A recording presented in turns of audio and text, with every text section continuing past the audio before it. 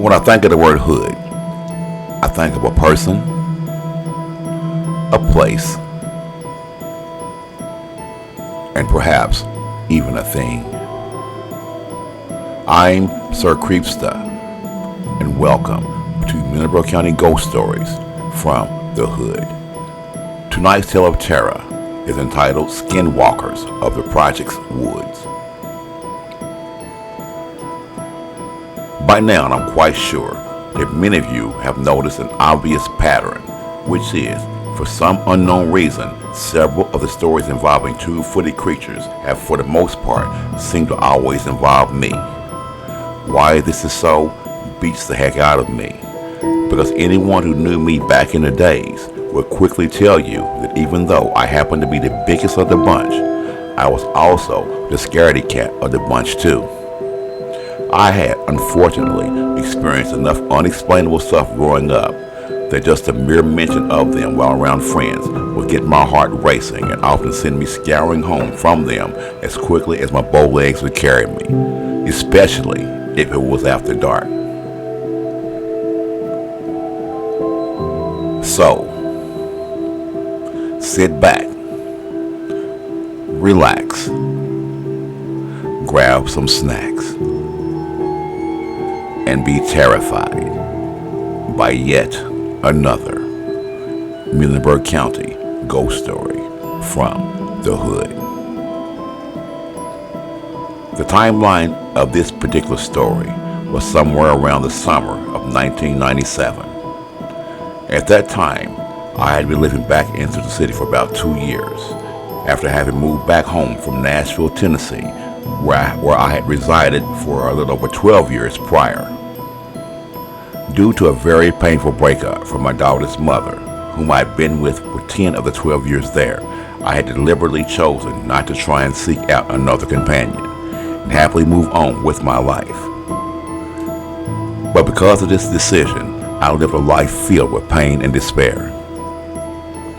That was up until near the end of 1997, for it was then that I would finally step out of my heartbroken shell and give love another chance with a sweet young lady I just happened to run into while hanging out one night with some of my friends in the hood.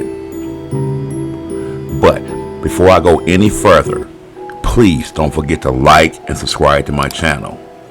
Also, click on the bell icon so that you can stay in the loop and be notified each and every time I drop a brand new video.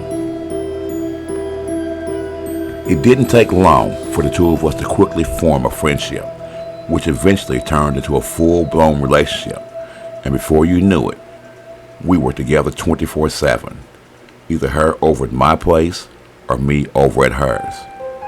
At the time, my lady friend, who had just recently relocated back to Central City, lived in the housing projects located on the southeast side of town.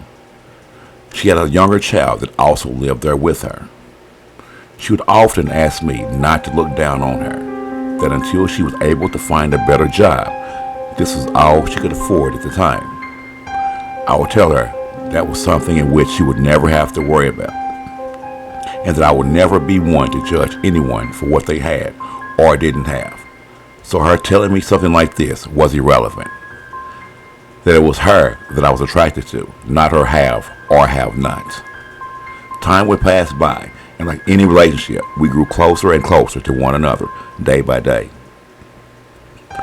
At the time of this story, I worked at Central City Produce. Actually, it was one of the first jobs that I applied for once moving back home, and hey, it paid the bills. The particular job that I performed there was to load up the produce trucks going out the next day for delivery with the orders that we had pulled and loaded the night before.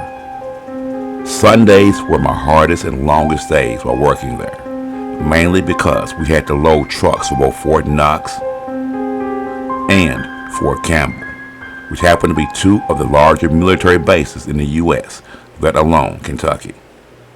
Those particular nights were long, hard, and grueling, usually lasting from around 4 p.m. on Sunday until around 6 a.m. or so Monday morning.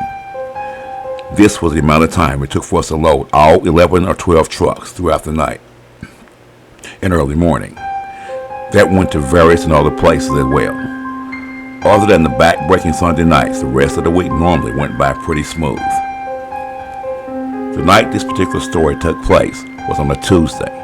The reason that I'm able to recall it so well is because that was the one night of the week that the crew would often put in our orders to the driver that delivered in on Owensboro, Kentucky, to do us a huge favor and stop by the liquor store on its way out and grab us up some spirits, if you know what I mean. Upon returning home from Owensboro, which was usually around 10 p.m. or so, the driver handed the ones out who would put in orders their goods, and an hour or so later, we'd all usually clock out and went our separate ways. I didn't have a cell phone at the time, so I normally would just show up at my girlfriend's house unannounced after work. She was fully aware of how my schedule went, so therefore it wasn't a problem for her whenever I chose to do so. On this particular night, she never answered, as I knocked on the door several times. My car was getting worked on at the time, so I asked one of my co-workers if he would just drop me off at my girlfriend's house on his way home.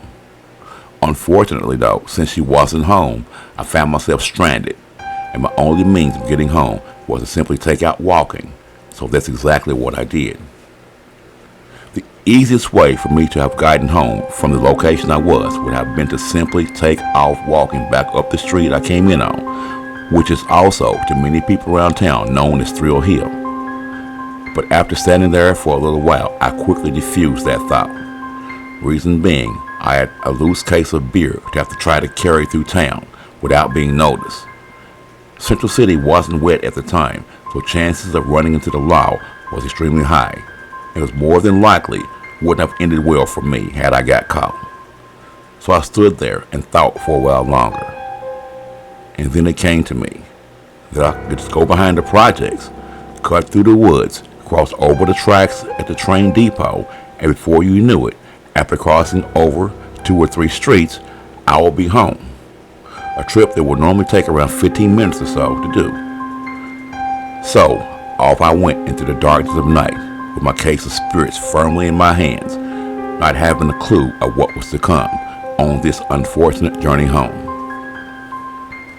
I walked around the back of the projects, and then came to a clearing by the woods in which I thought was the entry point that many people had spoken about using as a shortcut in order to get to the other side of town. Boy, was I wrong. As I slowly walked toward the clearing, with a case of beer in my hands, I proceeded to make my way down what looked like in the dark to be a small hill that led downwards into the base of the woods.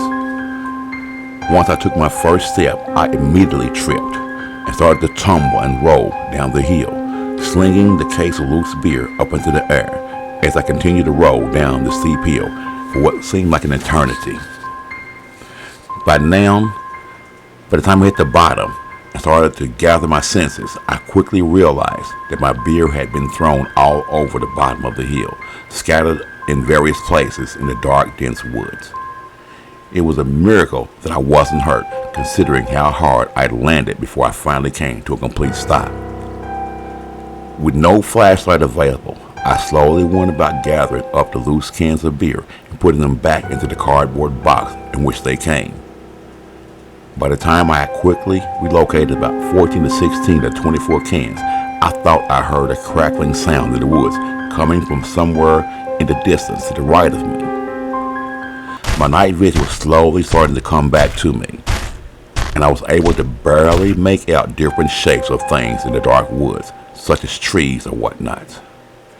As I proceeded to take a few steps forward, I again heard the crackling sounds of what seemed to be falling branches and sticks. Only this time, the sounds appeared to be getting closer and closer to where I was. By now, total fear had set in, and I could hear my heart pounding, sounding off like a bass drum. So I picked up my pace, and I started to walk as quickly as I could to reach the edge of the ditch that crossed over into the railroad depot.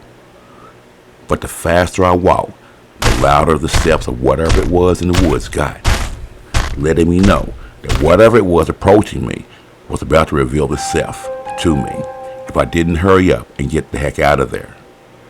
When I finally made it to the edge of the ditch, I reluctantly glanced back behind me, and what I saw nearly made me pee all over myself. Coming towards me were two large, dark figures that smelled like sulfur or rotten eggs.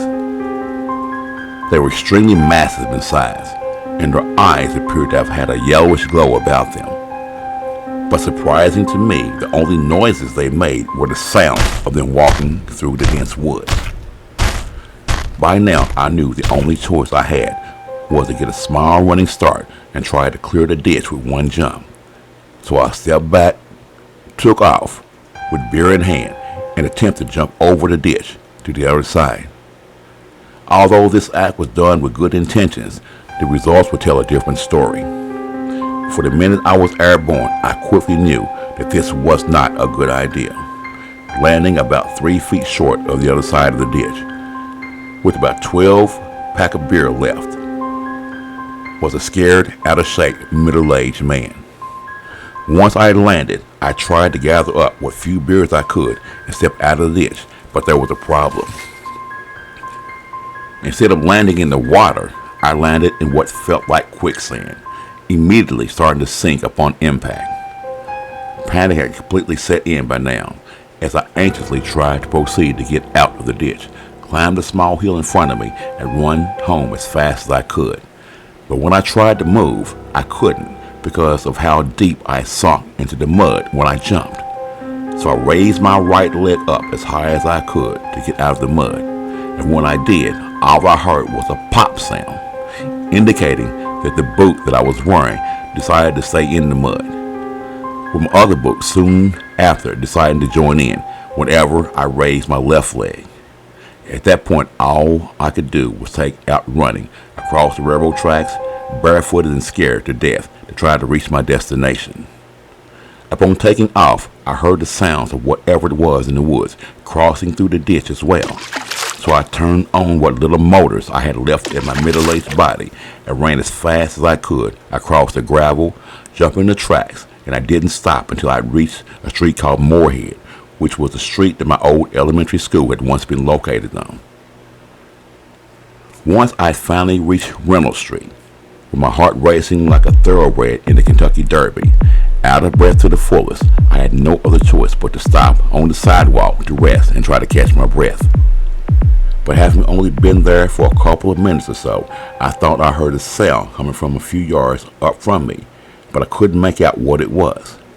Then to my utter surprise, coming towards me down the sidewalk were two of the largest shepherds or wolves that I'd ever seen. As I stood there for a moment in total fear, my mind told me to run, but my legs wouldn't let me. The closer the two hounds got, the louder my heart pounded, until finally I was able to garner the strength to finally break loose of whatever was holding me there. I then turned and ran as fast as I could to my house, which was right around the corner from where I was. I leaped the 3 steps leading up to my front porch, burst through the screen door with beer in one hand and my door key in the other, and I rushed into the house as fast as I could, never once looking back to see if what had followed me was still there. After finally getting to the house, I sat down on my couch and tried to process what had all just taken place. As a matter of fact, I stayed up the entire night trying to make sense of what had just happened. And after countless hours of wrecking my brain, all that I could come up with was the fact that the creatures in the woods and the hounds from hell that followed me all the way home were two of the same, thus giving me no other choice but to label them possibly being what has been spoken about for decades, maybe even centuries, within the Native American community, which is none other than what is known as Skinwalkers, creatures able to change form from human to animal and various other forms whenever wanted. There was no other explanation that I could think of that made any kind of sense to me. As time went on, I never once stepped foot back into those particular woods. Just by chance, one day, while sitting in the park chit-chatting with my friends and relatives, one of my cousins would just out of nowhere start talking about an incident that had happened to him and a friend while they were in the exact same woods as I was. He went on to say that he and his friend, while finishing setting up their gear in the deer stand had run into something large and funky in the woods, and they both were quite sure that it wasn't a man. It was definitely bipedal, meaning that it stood upright and walked on 2 feet like a man. It scared them so bad that, according to my cousin, they ran off and left their guns and everything in the deer stand. He said that it was a day or so before they would even muster up enough courage, while it was daylight, to go and retrieve their guns and supplies. It was at that moment that I relieved to him the horrifying experience that I had only a few months earlier. As he looked at me in total disbelief, he too then vowed to never step foot back in those woods, especially at night, ever again, because of what lurks there.